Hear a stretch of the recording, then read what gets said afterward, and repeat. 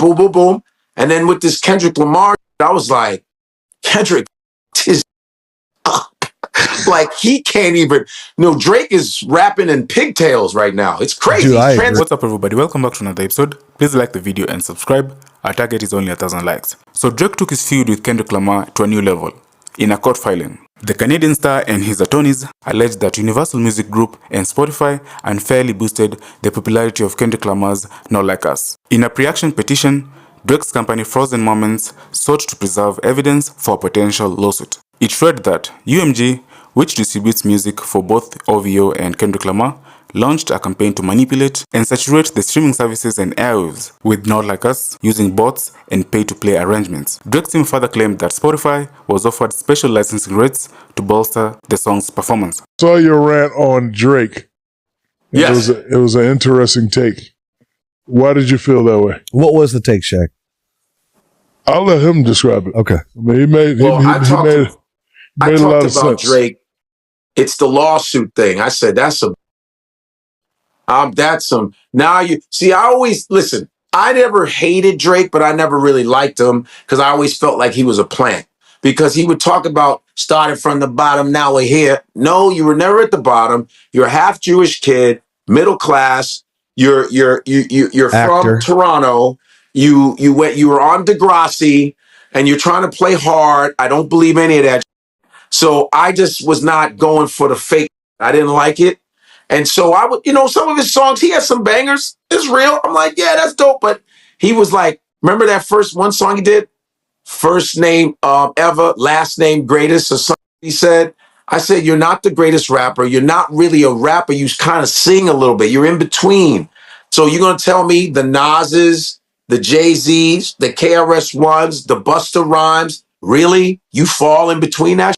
You can't even with Lil Wayne. What you talking about? That's just my opinion. So when he went against Pusha T, I was like, because I remember I was at Chappelle's house and Chappelle was like, Godfrey, yo, did you hear the Drake against Pusha T? I was like, damn, you're good. Said, fuck. What'd you say? Bro, you are the best. I crown you right now. I was like this. I said, I think Pusha T smoked Drake. He goes, no, man, I'm telling you, you got to listen to it again, Godfrey. You got to listen to it again. I was like, no. I said, Pusha T smoked this. I agree. For real. And Drake took it, boom, boom, boom. And then with this Kendrick Lamar, I was like, Kendrick is up. Like, he can't even, Drake is rapping in pigtails right now. It's crazy. Dude, He's transitioning. Yo, Kendrick Lamar had his number, but that's no different than Shaq knows. LL versus Kumo D, KRS-One versus Busy B. LL versus Cannabis. You're talking about Jadakiss versus. He's like, you're talking about Jadakiss, Fat Joe versus 50 Cent. All these battles, these always have been going on. Ether, when Ether was it, Jay-Z. I'm sorry, but Ether is.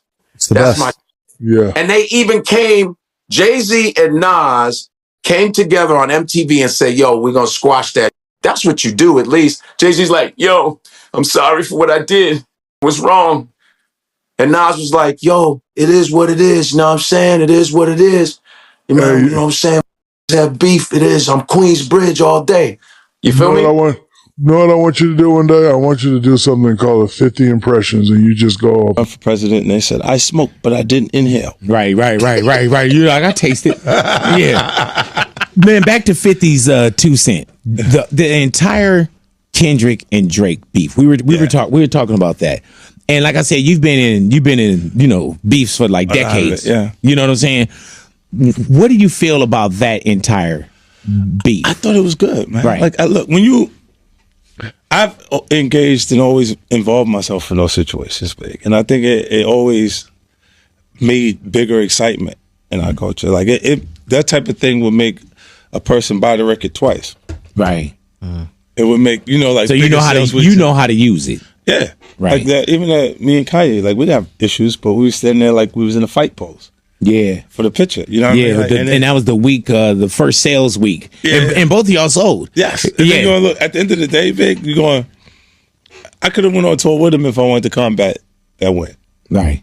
because I had so many records that were hit records at that point that I would have smashed. He only had that album. Right. What do you think this is with Drake and Kendrick? No, I think it's a point where you win repeatedly to the audience, and even the artist community is going, if you win again, how am I have my chance to win? So they would rather see Kendrick in that slot, right? And Drake, you get out of here. Damn, that's really the way it goes. But like, you look, think what he's saying. The system's done. They done it. They're guilty of what he said they did. Like where I'm at Interscope, they are G Unit and G Unit at the same time. Right. Gotcha.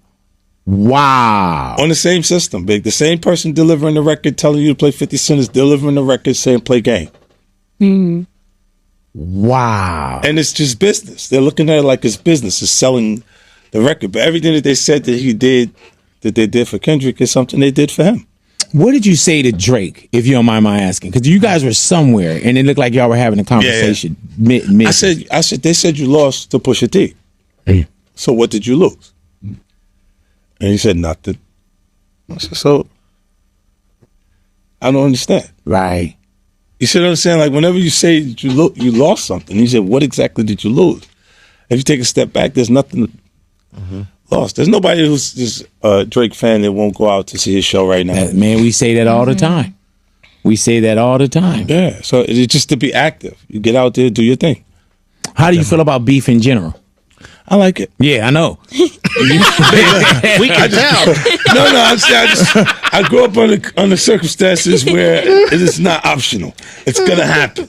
You know what I'm saying? And then you going, look, battling has always been a part of hip hop culture. If you're not competing, look, that is we hit a spot where business is so present that he looked at it and said, well, that's defamation of character because it's not true.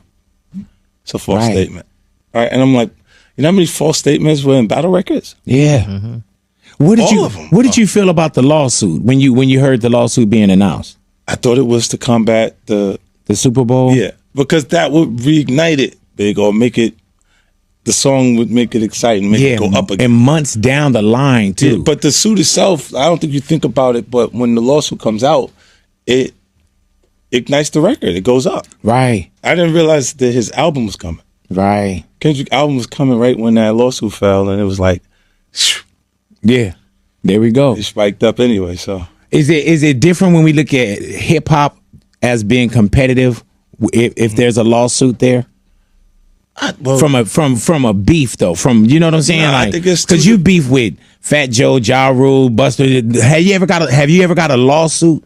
No. Okay. That. You always get other stuff like behind the scenes stuff. You know what I mean? Like, but not public lawsuits or things like that. Like they've said for me, mine was so street orientated that you're a rat. Yeah. Right. Yeah. And weird. That's defamation right there. But then the judge that you would be in front of would look and say, so you're like those criminals that I put away. Because you feel offended by someone calling you a rat. The traditional person, they're not in that lifestyle. Rat means yes. Right. 911, their defense to you hitting them over there, you hit them. Come get this nigga. Hello? Come get him. You hit me, yeah. Don't act like you didn't do it. Right. Like that is no ratting for them. They're like, what? You better behave yourself. Can you understand from a business part and the bigger scheme what this lawsuit is from Drake? Yeah. Okay. Yeah, and this because it does feel like like when you're in negotiations, it'll feel like your value went down. Like not as hot as you was last week when everybody was excited. And saying it feels different.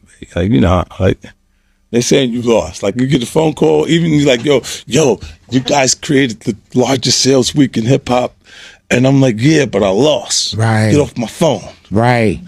Yeah. You know what I'm saying? Like I get this call from Steve Berman. They run Interscope now. But they like at that point. And this is when you and Kanye were going? Yeah. You gotta get the call. You go, what did you man, get the fuck off my phone? Because when you look at it with the sales with you and Kanye, like y'all went on this whole who's gonna sell, and that first week Kanye did sell more. Yeah. But looking at the numbers, Y'all won. Yeah. Yeah. No, But you were like, look at nah. this big. Look, from a sales history. I have the sales history. Interscope didn't do everything Def Jam done for Kanye's number to come back like that. They assumed because they didn't do everything to protect Drake. Because they assume Kendrick and this will be just like anything else that happens. Do you understand? Like they did everything he's saying they did in that lawsuit, they did it. So you feel like it's valid on that point? Like, yeah, they did that. I understand why you would do that if you was talking to a lawyer, but like in hip hop, Right.